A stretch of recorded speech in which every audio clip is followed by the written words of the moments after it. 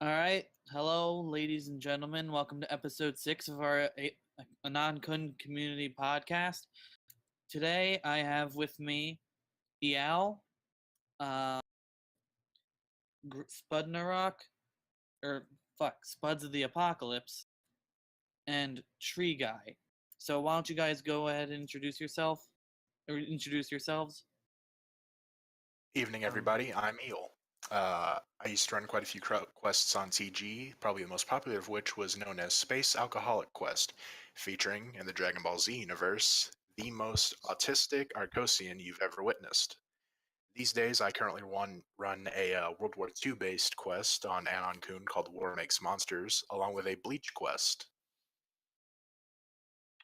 I'm Spud, and Spuds of the Apocalypse is my actual name, though I've currently converted it to Spudnarak. I don't run any quests, but I have several planned, one of which will be coming your way next month. And I am TreeGuy, currently running the Plant Powers quest on the quest board, and that's the only one I got going for me. All right. So, how about we start off right with the quest discussion? Anything interesting or new happened in the world of questing so far this week? First thing off is that you forgot to introduce yourself. Oh, fuck, I did. I'm retarded. That's okay. I'm DM Casual. I have the IQ of a dump truck. And I am the moderator. I am a moderator on Anonkun, the current host of the Anonkun Community Podcast. And I've ran several dozen quests in the past, but currently the only ones I have really active are another goddamn Persona quest on Anonkun and some other stuff about magical girls and psychic hipsters. So, now with that embarrassing gaff out of the way, how about we move on to the quest discussion again? Anything interesting happen? Any new quests on the scene? Banished updated. First time in a long time now. What's that? I've never actually read that. What's that quest about? Banished Quest is about uh, an Arabic elf thrown out for being an asshole, and he goes around stealing and murdering people. And how? Oh, turns out we have our third guest finally here. This is Hexer, also known as Herbert on Anonkun. Hexer, why don't you go ahead and tell us what you do? Hello. Hello. Hi. What do we do? Good question. At the moment, You need to readjust your volume, Hex. let's see. Suppose microphone stand won't work. Better now. Slightly. Raise Getting it there. more. Hmm? Still too low. I'm sorry. Let's see if this can fix time. Just take your volume knob and just turn it very far until it snaps off. Just ram it like you ram your waifus. Ah, Ah. okay.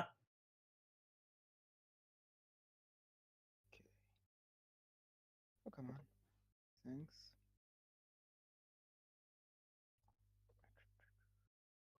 But in any case, the thing about Banished Quest is that the goals of the players are in perfect harmony, and the mentality of the players is in perfect harmony with the main character.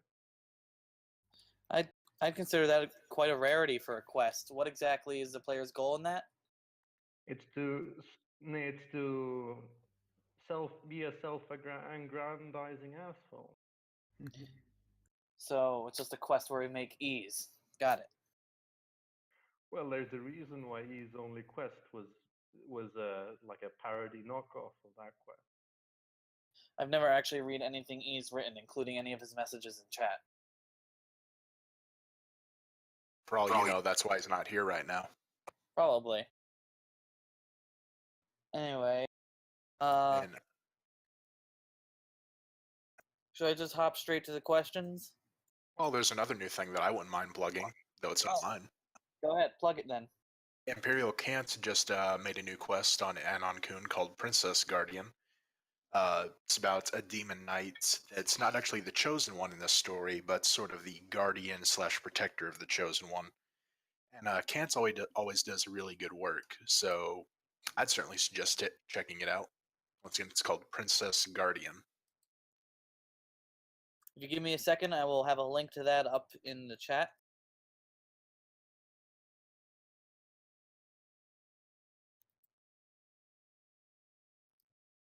And there we go. All right. So, any other plugs to make? This is the time to shill, so you should better shill fast. TreeGuy, you got anything? Or are you gonna be still keep being muted?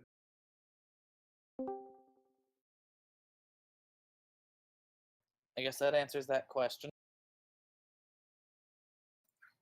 So let's you good, Tree? Oh, actually, there was one or two things I kind of wanted to say. One, ahead. I noticed that Hive Quest is back after a while. I don't know how long that seemed to be gone. It's been the long-running one. But And I'm actually on my first quest still, which going okay. tell us about it. What's it do, as they say, as the kids these days say. I guess you could say it's kind of like modern necromancer, but instead of necromancing, it's plant-mancing.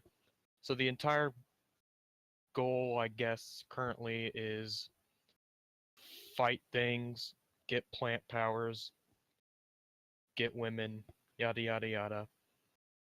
You mean chloromancy? Sure. Biomancy? Okay, but the real question here is there a poison ivy waifu? There is a ranger waifu, like a forest park girl, Does she You look know like what? We'll poison take ivy? it. bow and arrow. No poison ivy involved? No, but there was a 100 roll, and now the character basically has vines growing out of his back, like Dr. Octagon from the Spider-Man movies. Okay, I thought you were about to go say vines growing out of his dick. And honestly, I'm not sure what would have entertained me more. I feel kind of let down now. Well, there's no Just reason as he bad? can't use those vines as a pseudo dick. I mean, he's already got a perfectly serviceable one on the opposite side of his body. I know, But that's boring. That's vanilla. That means that he can do it with one side at the same time as he does it with the other. Exactly. And then you can, well, then I guess that's what's the term? The beast with two backs. You can make the beast with three, and a weird Jesus plant. Christ. I'm really bad at jokes. well, if I do write smut, you know the vines are gonna get in there. Good boy. They better be poison ivy.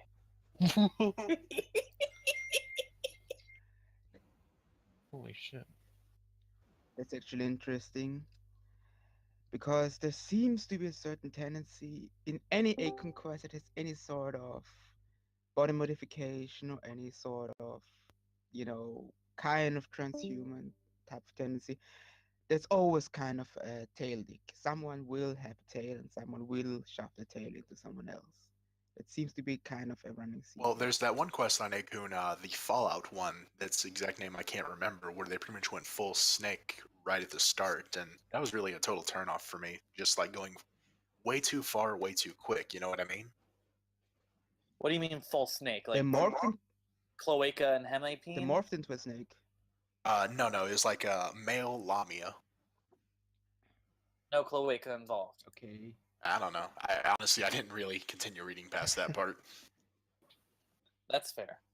Seems mean, interesting. I mean, snakes have two penises, so I mean, if there's anything that you can abuse for smut, it's like basically any reptile because they have really weird dicks. If I remember correctly, that quest was based No, Fritz, around no. the main character being like the super special only male monster girl or some shit. Wait, he's the literal tunnel snakes.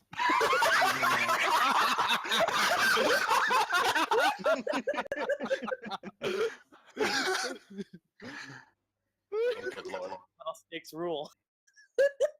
We're the tunnel snakes. No. Fuck. Oh god, we're terrible. I bet that's gonna sound wonderful on the recording. In any I'm case, gonna laugh for hours now. what's the next topic? I mean, we were going pretty far on that one, so I don't know. Have you ever read any quests about monster guys? This is not like a topic thing. I'm just curious. Well, If we that's a just thing that's mentioned going on. one. I mean, outside There of was that. this one thing about this, you know, the trap, the Alp quest. What's it, this thing? Where the entire point is that it's a boy and then it becomes a trap and then becomes a girl, something like that. It was kind of a thing back in 2000. That's that magical girl 14. White, isn't it? Oh wait, no. Alp Quest. So it's like Ranma, but without any of the charm, Or the humor. Exactly that. or any of the anything that made It's it more good. of a, it's more corruption themed, more in the vein of, you know, gradually transforming towards this form. So yeah, basically random without the charm. Yeah, I mean, I'm a proponent, as people who have read my old smut quest would know. I'm always a proponent of a good corruption scene, but it's kind of hard to do it nowadays without it being just kind of weird and like overblown and kind of narmy. Well, I think that's more due to an oversaturation than anything else, really. Wouldn't you say? Yeah, I think we need Yeah, in a certain degree. There's been so To a much certain degree, I think kink. people have said, Go ahead. yeah, Awkward silence. Hell there's yeah. been too much, and then it just kind of spirals out of control. We've gone so far off the deep end that we need to loop back around to vanilla. Yep. That's where the real kink is. That is honestly like I used to go to those like really heavy doujins. Now I'm just back. It's like I just want to see gentle loving, like Monogatari. Have you guys or Ore Monogatari? It's basically it was the one anime where it had like the huge ass guy. It was great. the dude whose face looks like a brick, and then Yeah, the girl who yeah, looks that like, one. the girl who looks like the platonic ideal of Moe Blob. Yes, and it was adorable the whole way through. You know, I feel it. I mean, like, all I want to do nowadays is just hold my girlfriend's hand. I just want tender loving. All I want are tendies. Yep. No, I sir. don't have enough No, good seriously. boy points for that. You know No, that. seriously. Romance is Oh god, awesome. next topic before we get too autistic with this. And I mean, is there such a thing as essentially the autistic? fetish that's the What's your Awesome. favorite? hardest What's your to get favorite around. toaster-created snack food? Tostino's pizza rolls. I was honestly about to say pizza rolls. Party You can make- pizzas. You can do The things fuck? with toasters other than toast. Yes, you can make What? many things like hot pockets and pop tarts. All these You just have delicious. to be really careful with it. I've Fucking ever- Americans, man. God. You can make grilled cheese in a No, toaster, no. but it's not very good. All right, so hold on. Okay, I remembered what I was gonna ask earlier. All right, so speaking of vine tentacle dicks, do you guys have any personal experience with seeing or running a quest where a single or two votes just completely derailed it, and then did the QM run with it, and what happened? Tell us about that fun experience. Blorp quests. The original Blorp evolution quest. At some point, there was basically like very few people who were like, "Hey, let's gain necromancy hypnotism powers, and then just pilot a bear," and that just ended up becoming the whole central theme, to the point where they are basically riding in a Tyrannosaurus Rex skeleton. One of my favorite quests of all time was totally derailed from a single vote. It was called Sexual Encounter Quest, and it was basically about finding a prostitute as a woman, but it was derailed into running a mercenary company. How does that even happen? Battle Oh man, sluts. It made made quest, it made, seriously. made sense in context because the main character was basically searching out a prostitute because she was having a midlife crisis at the age of 28. And so instead of becoming a prostitute, she became a mercenary instead. No, And she was hiring a prostitute. and, Oh. and she was so she was so shy that she couldn't follow through on her prostitute thing. And she was also a sort of a super wealthy genius mathematician. So she So any other decided, protagonist. so she just decided, fuck it, I'll run my own mercenary company because I need something to do and I have too much money. I mean, hey, that's her life. I'm not judging her for that, but that sounds funny. And I only have one real example of this massive derail of epic proportion. That was one of my friends, the one who introduced me to questing. He tried to run a Death Note quest, and like, not even one vote, but every single vote, more or less, every single Anon was just begging, burn the book. Don't listen to the giant floating skeleton. And then he just kind of quit that quest and stopped running it after a single thread. So that killed it. The only sort of example I have for this is Dragon Ball Z Human Quest, where about, I think, 50 or so threads into it, the main character had the choice of saving one of two female characters that were dying. And due to the fact that it's waifu wars, the Anons absolutely lost their shit so bad. And it was only by one or two votes, I think, that one girl won out over the other one. And ever since then, for like the next 45 threads, there was a flame war every single thread, and it was glorious. Damn, I was hoping you'd say the QM just decided they both die. That's how you end it. That's how I would have ended it personally, because it'd have been hilarious. Because death has no real meaning or consequences in the Dragon Ball universe. I mean, that's They've easily gotten away with it. what is it like? Even if you die, you can still walk this like 1,000-mile long dragon's back, and then you just come back to life or some shit like that. No, you can go along the dragon's back, train with God, then get wished back to life by 7 magical Dragon Balls. I mean, what kind of animal has 7 balls anyway? Dragon, evidently. I mean, yeah, like I never understood the dragon's back thing. Like, that doesn't seem. It seems time consuming, but doesn't seem like difficult at all. Am I missing something about that? I think it's meant to be a mental fortitude type thing, because whenever Goku ran it the first time after he died, it took him months to run across the road. It's meant to see like if you have the mental strength to let yourself be alone for that long, just running for your training. And he could run super fast too. Yeah. Couldn't he like fly over it at some point also? At Yeah, that but point, he didn't know how to fly. later on, he flied at a different point, but when he had to do it again, but it took so long time that he got too tired from flying and he started running instead. I know people are gonna hate me bringing it up, but like, it seems the only other media property I can find that plays death as fast as in Dragon Ball Z is Homestuck. Where there's like 1,000 different ways to revive every single character, and even then, once they're dead, they can still influence the story through the afterlife. Yeah, but the difference is Dragon Ball is actually good. You got me there. I have never gotten into Homestuck. I Don't. just yeah. As a fan of it, don't. I remember reading like 5 pages and being like, "Fuck this." Yeah, it's really not great, honestly. I love it, but it's bad. I'll never not take an opportunity to shit talk Andrew Hussey and his horrible writing skills. That comic you wrote, which was about robot wars rap battles, was great though.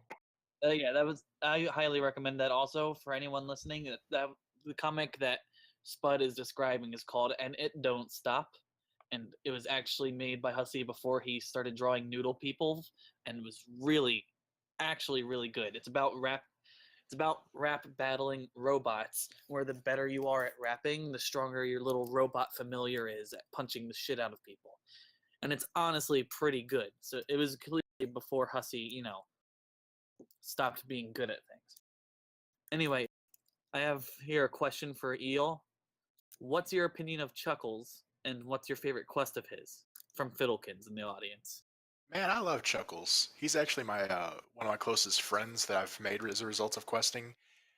I'd say the favorite quest that he's written that I've actually enjoyed, it'd probably be Dick Quest, which is his sort of, Batman quest, but you play as Dick Grayson. Just because it has that unique Chuckles spin on it, where everything's... It's hard to describe Chuckles' writing other than it's good and it makes me laugh. I mean, I guess that's why he's called Chuckles. Yuck, yuck, yuck. No, that's because he's a huge faggot. Has he what are some other quests that he's written? Just because I personally have not I've not read any, so I'm curious about getting into that. He's also written... There was Dragon Ball Z Monkey Quest where you play as a female Saiyan. Um, there was a JoJo quest that he, I think, abandoned a while ago called Zozo. Pokemon quest.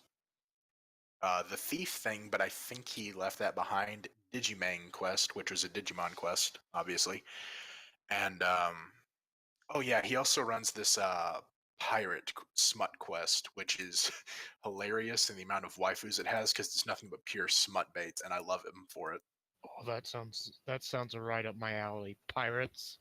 Oh, Holy shit. he's the only guy on an entire pirate crew. It's called Valkyries of the Sea, by the way. Oh, that sounds good. Where is it on Akon? Here, I'll Yeah, link it for you I in the read chat. Yeah, it. link that shit, bang. That's his profile. I But, need shit. the only guy on a pirate crew filled with women, and his mom is the captain. So, sexual tension there with the incest. And he's also, it's What the fantastic. fuck? Everything Chuckles writes is really good, and I like it. Has he dicked the mom? I haven't kept up with Valkyrie of the Sea, but probably. Probably.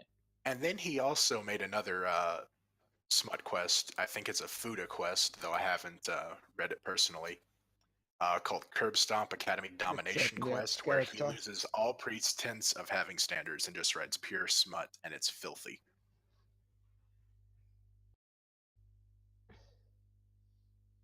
We also did a collab quest, yes, at one point. It's called the Champion of the Key Quest, which was a Kingdom Hearts quest that was toned down to big meaty cock.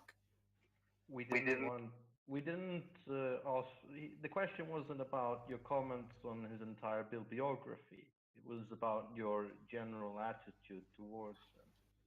Oh no, yeah, I guess. Yeah. I mean, I like Chuckles. We can tell. Do you want his never mind. Okay.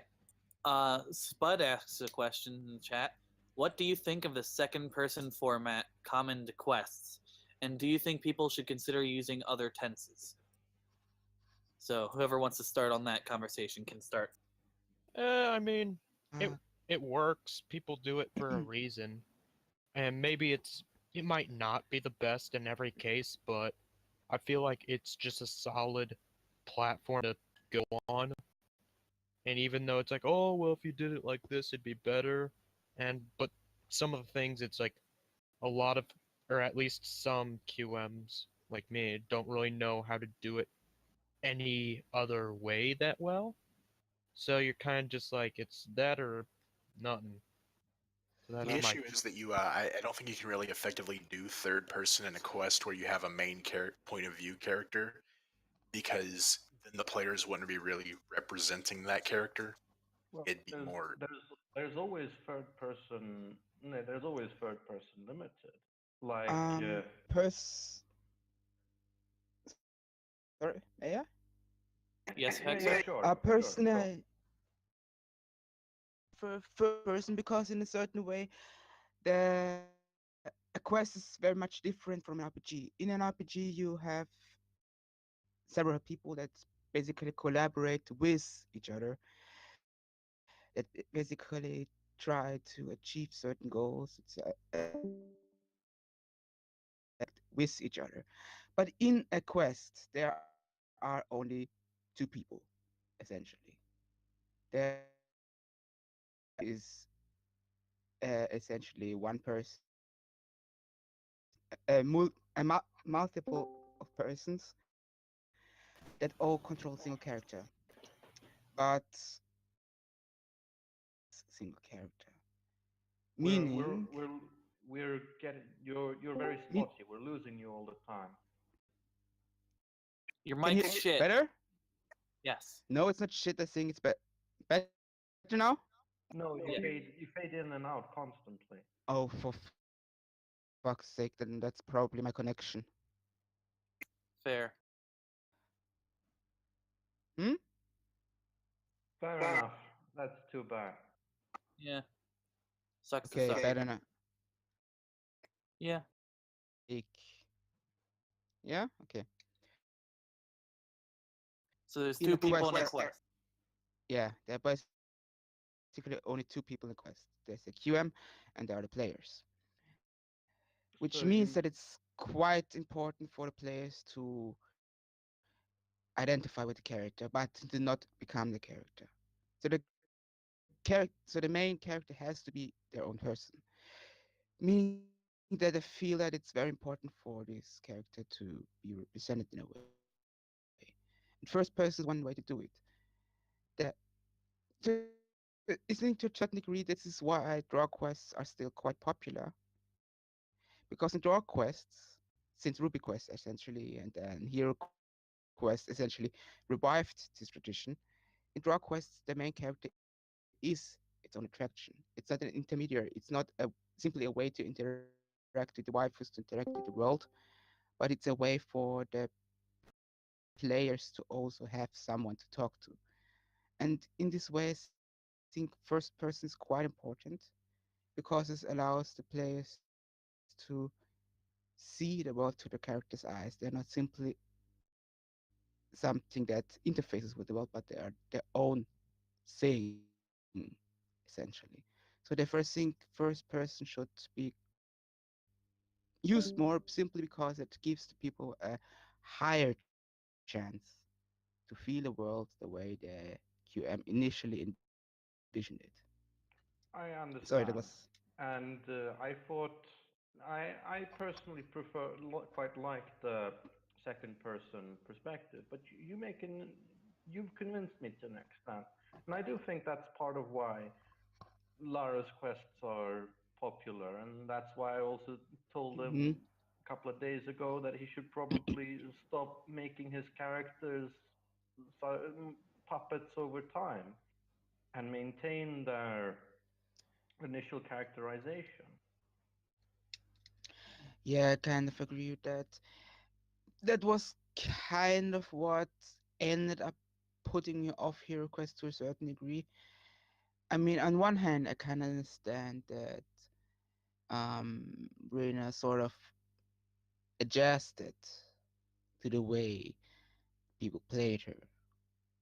But on the other hand, I feel that to a certain degree that there needs to be a certain degree of independence, a certain degree of identity, if you would say, could it say, put it like that. There should needs to be a certain separation so the players adjust to the character, not the character becomes simply a spokesperson for the players. Well, I don't think second The person character, necessarily says that the character is going to become part of the chat. That's up to the QM to really decide because you can have very user interactive quests where they decide a lot of things, but then you have a story like Monster Girl Bellum Nuptes, which Dell runs, where it's basically no interaction with the chat whatsoever, but it's still second person. It's just the way that the story makes the most sense with the varying viewpoints and the character switching. Because with the second person, you can really get in the that's mind of the character rather than just sort of I think this, I think that.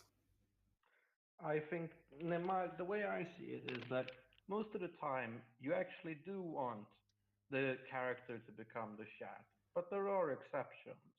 And I think that using a different tense from the standard in those cases emphasizes how the quest is different from other quests and brings the players into a specific mindset suitable for that particular situation.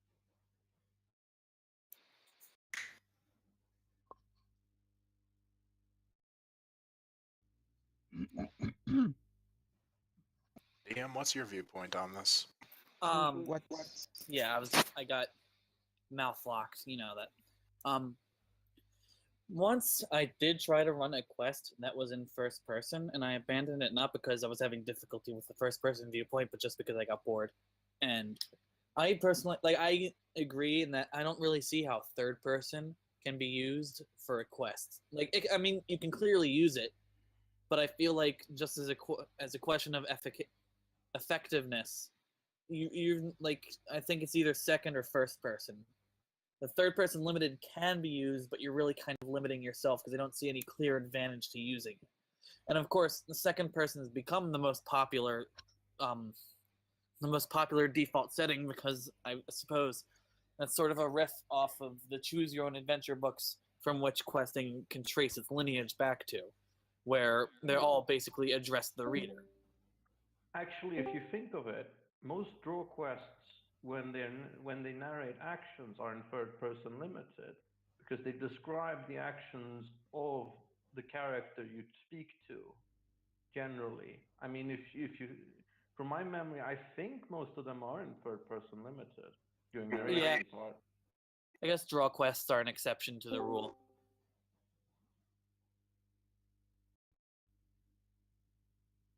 All right. Speaking of, speaking of draw quests, my next question was that what do you just think of images in a non-drawn quest? I know Spud, you have very strong opinions of this, but I'd like to hear everyone else's. Like just people putting in, say, like, here's a background image. This is what the area looks like, or this is what a character looks like, instead of describing them. Do you think that's lazy? Do you think it's just good for visualization? What do you think? I I think. think. Oh, Go yeah. ahead. Go ahead. I'm Okay. kind of controlling the conversation. You go ahead. Okay. I honestly think it's very important because there's some people like me, I've always been bad at like writing out details and such, and having just give a visual image not for just me, but for others kind of helps. I personally feel be like, okay, yeah, because especially like I've had this problem where like say you read a book and you like imagine a character and you're like, okay, this is how they kind of look in my eyes. And then you go watch like the movie version of it and it looks nothing the same and you're like, well, fuck. I feel like it's kind of like that. And so I personally like giving everyone a standard, like, this is kind of what we look like. Even, or it's like, here's what we've done. Or this is like just a basis. Hey, here's what's going on. Yada, yada, yada. And this is kind of what like you have to work with, especially for like when there's going to be a fight or something coming up. Be like, hey, here's what the area looks like, so here's what you got to deal with. So instead of saying like, oh, there's a like you can say there's a pond, and then they won't be like, well, how big is this pond? They kind of have a reference. Sorry, I kind of went on a tangent. No, I have loads of opinions on this, so I think I'll go last. so I guess then it's Eail. Sure. Kind of like Tree, I actually think images are very important in this sort of thing. You don't necessarily have to base the description of what you're showing off the images, but it helps to sort of give the reader sort of a guideline to understand what you're saying whenever you're describing the situation at hand or the character. Because, as he was kind of saying, some writers might struggle with the exact description that they're going for, or it might be too complicated and drag on if they describe every detail. So if you have at the very least sort of a guideline to base it off of, like a character image or a background location, it can help set the mood a lot more. All right. Do you want to go, Spud, or should I? I'll go. Um, Images and quests. Well, I mean, I'm not 100% against them all of the time. Only 90% of the time. Like, I think on TG it's fine. I don't really care about whether you use images or not on TG because I think it can be nice, because you don't need to have the images maximized on QST. It's just a thumbnail. You see it in the corner of your vision, you can read, and you can make a quick glance over, and it's fine. But on Arkun, it's different. On Arkun, it takes up the entire fucking screen, and it disrupts the pace of the reading. Because it really does. I mean, you have to stop and look at the fucking image. It's in your goddamn face. There's no other option. Okay, Spud, so I'm just gonna say, so would you say it's more appropriate to use images for Quest than Acon, is what you're saying? Like, if someone were to use images, you'd rather them do it in Quest? Absolutely. That's exactly what I'm saying. Yes, that's reasonable. Because at first I thought you were saying no images. I'm like, that's a bit much. But now that you say like how Acon does blow up the image, yeah, I can agree with you there. Yeah. If you're going to have images on Acon, use them once a chapter. That's the fucking limit. If you go more than that, I'm gonna fucking tear my eyes out, man. Well, what about, like I said, whenever you're introducing a character and sort of giving a visual guideline, what if you're introducing, say, more than one character per chapter? No. Stop.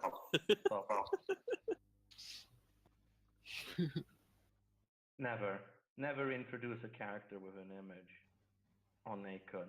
That's the absolute fucking worst thing you can do. It disrupts the entire image of the character.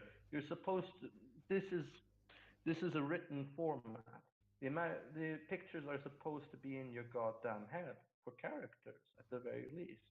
You can, and the characteristics that the physical characteristics that someone ascribes to someone with a certain way of acting or a certain way of behaving is completely different from person to person. Never introduce a character with an image.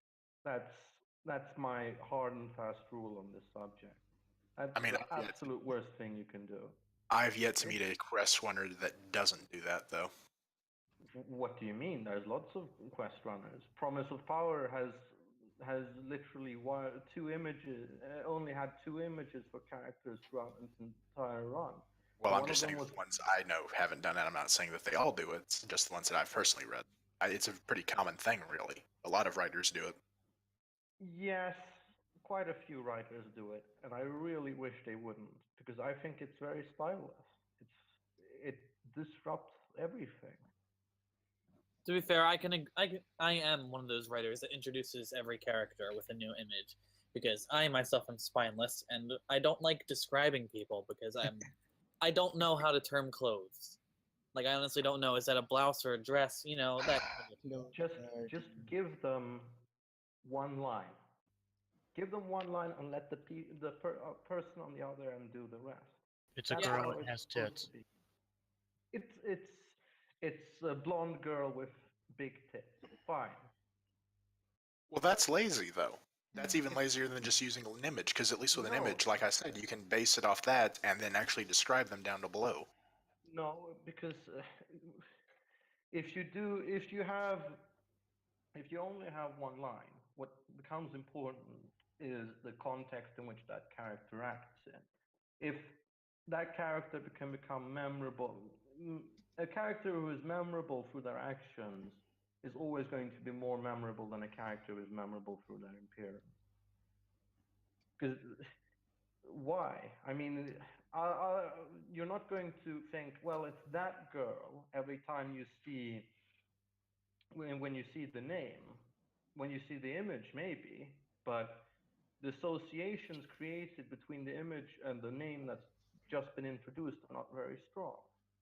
On the other hand, if someone's actions are going to be constantly linked to a to the name in every quest, because they're going to do some things continually, and that's going to associate their actions with their name very strongly. I'm still not seeing how these things are technically mutually exclusive, but I think we're just gonna have to agree to disagree on this one. Oh yeah, I know. I brought this up specifically because I knew Spud has opinions on it. To a certain degree, I actually can kind of see it. What's important is to a certain degree the voice, the feeling, the impression the character leaves upon the player. But in essence, I would say that using images encourages certain laziness in QMs.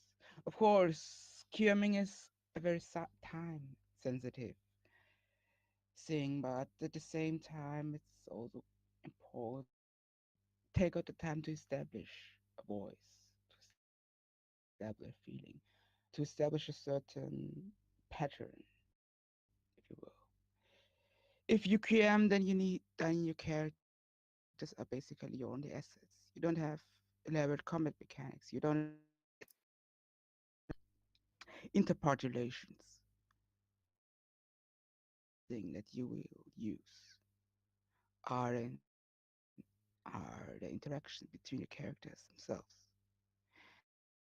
Meaning that you will need to take time out to establish a voice.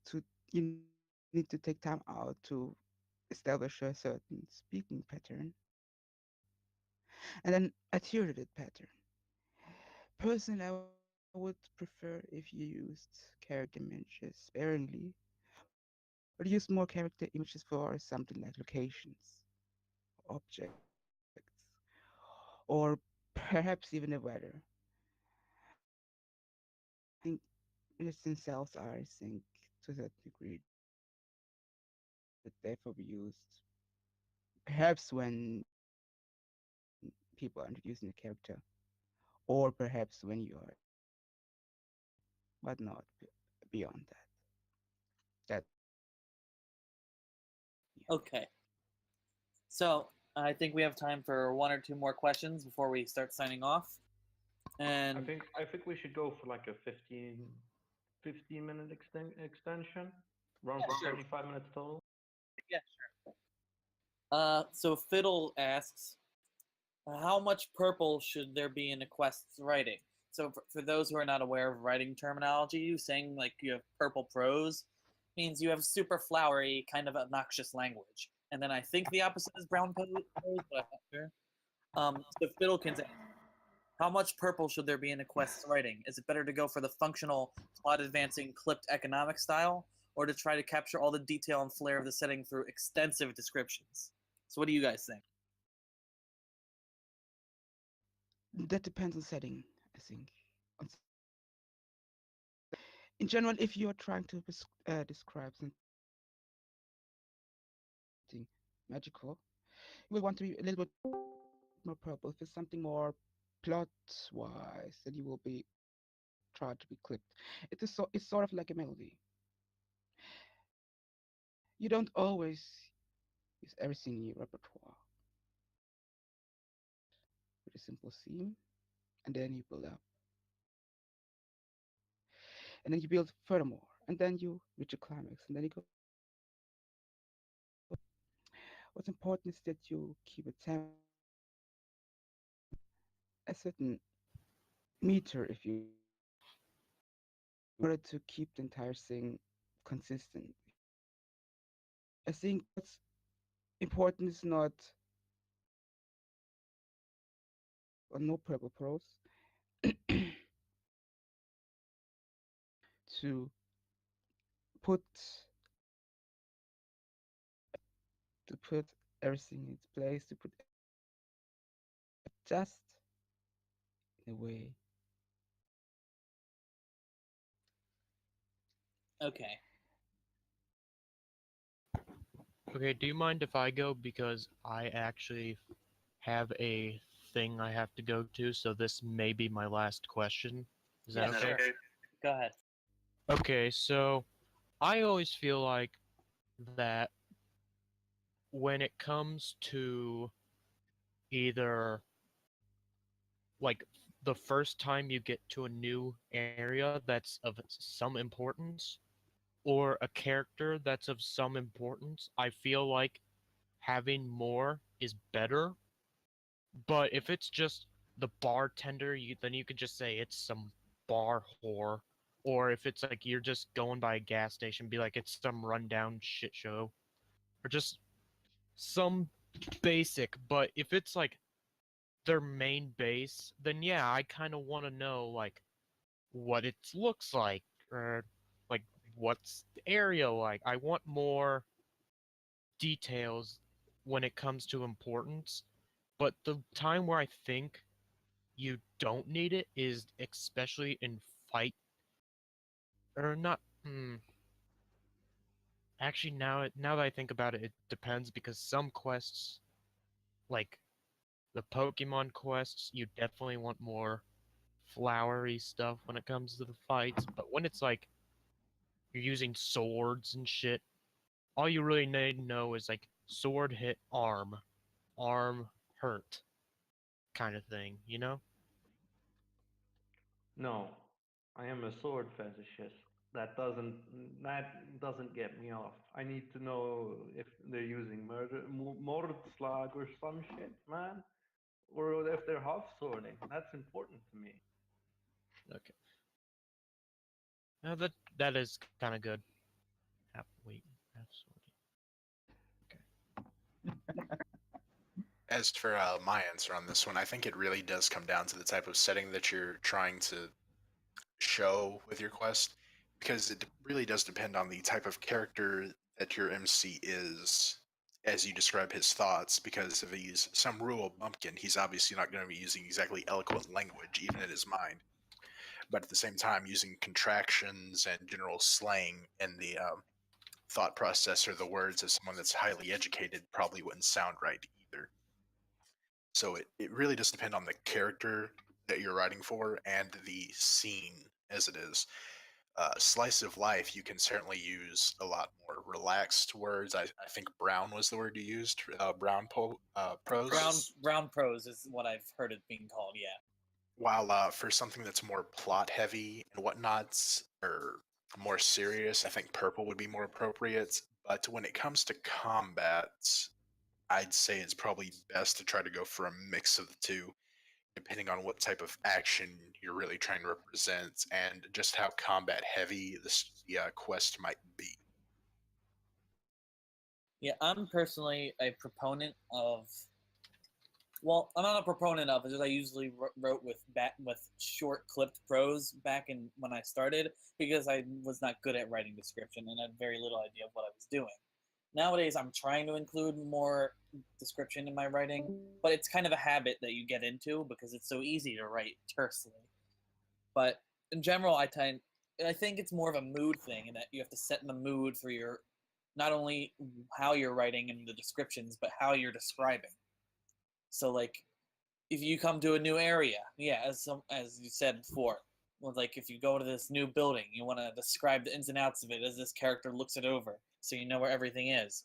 But in a fight, you probably want to keep it clipped, kind of. So you punched him in the face, your fist rammed into his eyeball, but like nothing really more than that.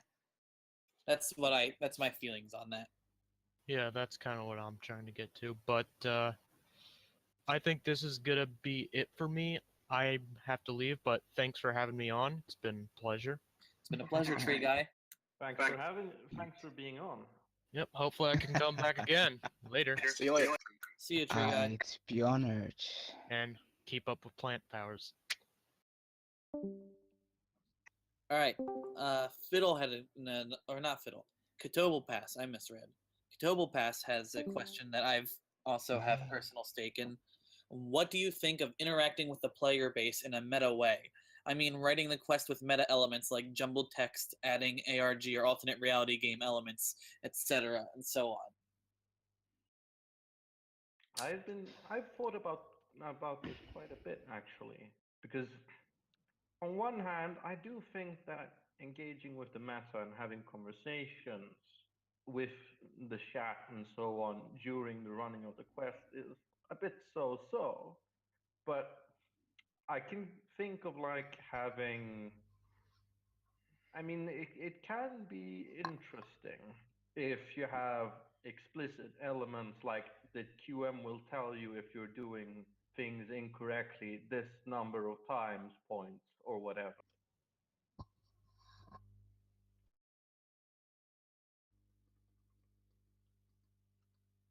On the other hand, it's fucking retarded. Never, don't fucking do that meta shit, man. Fucking hell. I I'm mean, actually in kind of agreement with Spud here. I have no issue talking with the chats during like when you're running, or even like talking with them about the quest and what you think you might be doing a bit later on. But that shit like ARG and just meta elements, jumbled text. That's just don't do that, man. That's just a way to piss your fans off. yeah, there was actually a quest on Anonkun that I don't know if it ever advanced past the point where I was looking at it, but it was basically an ARG in quest format. We were all solving puzzles and deciphering scrambled sentences, and there was some weird shit about sirens and people magically like disappearing and exploding. And it was really, really interesting. But the problem is when you start including ARG elements, is that sometimes you make things too overcomplicated, and if you're not prepared to dole out hints, then the quest dies there because people aren't actually like it, making puzzles is a lot easier to make them sometimes than it is to solve them. So that's one particular problem with the ARG format. Yeah, that's one good. That's a good point. Another good point is simply your players would always change. You never have same, let's say 12 players or 16 or in the culture's place 50 players collectively try to solve something. Core of, let us say, 10 players that exist at any point in time. And then you have 20 players, 30 players that essentially rotate, which means there's no continuity, there's no continuity of consciousness. Is no cooperation between ideas. There's no cooperation between players. Meaning that correct solution will essentially vanish in the stream. Meaning that the collective will essentially correct itself towards false solutions. Because if it's 5 p.m., someone has a correct solution. And if searching this player goes offline, and four other players with more interesting but completely incorrect ideas come online, you will essentially extend the time it takes to solve this puzzle by 30 minutes. And this happens again and again, again and again, and essentially drags the entire quest out far beyond what it actually would need to be. Furthermore, there's also the subject of new players, of new or of archive readers. If there's a puzzle and the puzzle is solved, or if the puzzle is not solved and that's skipped, the entire quest loses a certain degree of repeatability, if you will, because someone that reads the archives will not understand what it's about. Someone that reads the archives will not have the same experience. An important thing with the quest is it's always an interactive story emphasized. It's not a game, it's not a play, and it's certainly not a movie.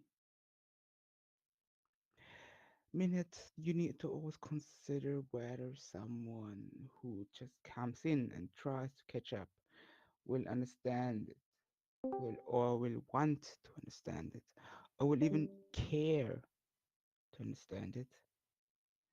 Especially when there are puzzles, when there are obstacles, when there are things that are only explained in a matter. essentially, what's important is that you add a certain degree of replayability to the entire experience, which is quite which is quite difficult when about 30% of the matter are run over the chat. I know Cast has tried to anchor posts to certain chat times, but it's sort of a hot fix that isn't really a fix. So personally, I'm actually kind of opposed to this sort of inform because it essentially tries to make quests into this sort of live show RPG hybrid experience. It doesn't actually transfer well. That's just my personal opinion. Okay. You Uh, normally ramble this much, or is this the alcohol? I'm sorry, what? I'm sorry, I'm being an asshole, but goddamn, dude. I want to hear you read a book. I just want you to read 20 minutes. Read to me. You have the most Sorry. musical sounding voice I've ever heard. That's not a Oh. compliment, though. This went from a podcast to an ASMR video to something you go to sleep to. Jesus Christ. Oh no. Gotta listen to this recording and probably masturbate to it later. That's All right. about, let's say, 70% flattering, 30% disturbing. All right. Should we get close to wrapping this up then? I think one more question and then do sign One more offs and question, chill. yeah. All right. One more question from Fid. Wait. I had it somewhere. Here we go. From Fiddlekins. What's your thoughts on the current status of Akon and how it's progressing? And how many of you have participated in the recent story awards that Cost has been running? Aku needs to get its shit together because we went like, what, a month and a half without line breaks? Cast code is trash, man, but I love him anyways. Yeah, I mean, Akon is everything we have left at this point, basically, unless we go to space battles, and I really don't want to go to space battles. No, neither do I. So, and it doesn't seem like it has like a really good chance of surviving the next 5 years or so. That would be pretty bad if it stopped being a thing. And it looks like it might not stop being a thing in the future. Yeah, I mean, I'm a mod. Not I the say this key every time. things. I just want Cost to accept donations already. That's it.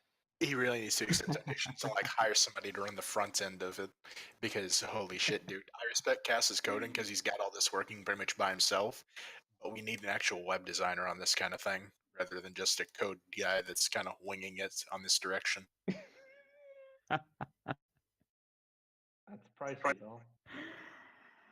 You have the most sinister laugh I've ever heard out of anyone on this podcast. Ducky is pretty Right. sinister in Okay, general. Right, thank you. Daki's existence is sinister. Exactly. Okay, this might seem a little bit paradoxical, perhaps, but I think essentially the key to Aiken survival is for cats to essentially copy Mood's model, if you will. Mood's model was always to essentially try to appear jovial, try to appear user friendly, connect to the user base, if you will, but to a large degree simply ignore what the people think. One of Acorn's key strengths would be in the coming ignore any kind of user feedback and seek to stabilize the core code and it's been keeping on because each time Cass alter something, each time it tries to improve something, something so as it things things are currently developing, the most important thing is to degree of stability, if it can be called, and simply let the users do the thing. I think or trying to improve policy or trying to widen you the people would essentially just be a detriment in the long term. I think as is Akon has, let us say, it has achieved a critical mass. It has achieved a certain level of maturity. It has evolved its own culture, its own identity, its own, in essence, its own culture, its own little niche, its own hiding place for perverts out there. There's no other way to go. So if we can shelter these people, if we can help these people evolve, if we can help these people refine the technique and refine, then Icon will grow, then Icon will improve, then naturally become better. That that's part of what we're trying to do with the podcast here. It's not just Hmm? for shit posting and memes. We're also trying to discuss how the sausage is made and develop methodology here. And make it like build a community because that's what I do more than I do moderating. Okay, so you're saying we're going to build a quest wall and make Quest pay for it. Make QSD pay for it. Damn right. Exactly. There we go. See? That's how we bring life into this. That's how we get the energy back that we Well, I used to mean, send they're into already people. doing most of the work indeed. for us by just being really shitty at 4chan. It's true enough. Asian Moods is not good at his job. The, the QST's creation and that whole debacle has done QC more was. free advertising for Anonkun than anything Cos Yep. could ever cook up.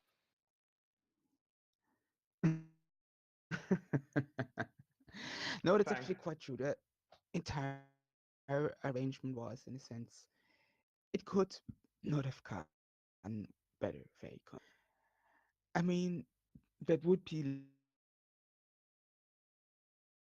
really feels like Mood was essentially, as he was departing, was essentially giving Kaz a gift. Entire way, the entire thing set up, the rules where quests were essentially cut off.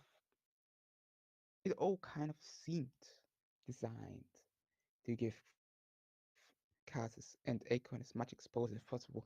Because, I mean, let's be honest. This is 4chan. We are perverts. We are outcasts. We are people of, let us say, questionable morality. And therefore, banning smut on a dedicated quest, what is, let us say, pointless at best and downright idiotic at the rest. And the thing is, Therefore, we aren't the people Cass wants. Cass has said before that he wants like 17-year-old girls who want to write fan fiction on Tumblr or whatever. Well, too bad he's stuck here's with the us. We're thing. his audience and we're here to stay. We'll Yeah, chase out the audience Yes, he wants too. see it here. I love Cass, but Yes, he's yes, kind of stupid. here's the thing. Cass has a Cass is in a certain way. He reflects the ideas that went into the creation of QST. He has this certain idealistic vision, this certain dream that tries to force upon reality. Okay, I'm just Despite gonna stop you here. You're rambling on this being one ready already for the way big too deal. much, and we're not even on a topic, dude. Yeah. All Like, right. I think we're I'm getting. sorry. I'm sorry. I'm sorry. Nah, it's cool. You'll have I'm plenty of sorry. time to I'll ramble stop later. now. One last quick question from Grimmin before we start signing off for Hexer. Make it quick. Have you ever considered posting pictures of you Yes, modeling a it- female SS uniform replica? You know, the Nazi guys. Come again. I didn't understand it from an auditory perspective. That's fine. That's all the answer I About wanted. SS uniforms. Right. Yes. Let me see. All right. So, time to kill this Have disease. you Oh wait. considered? No, I've not. When I was around 15 to 17, I used to be quite a dronic genius, but it has changed in the meantime.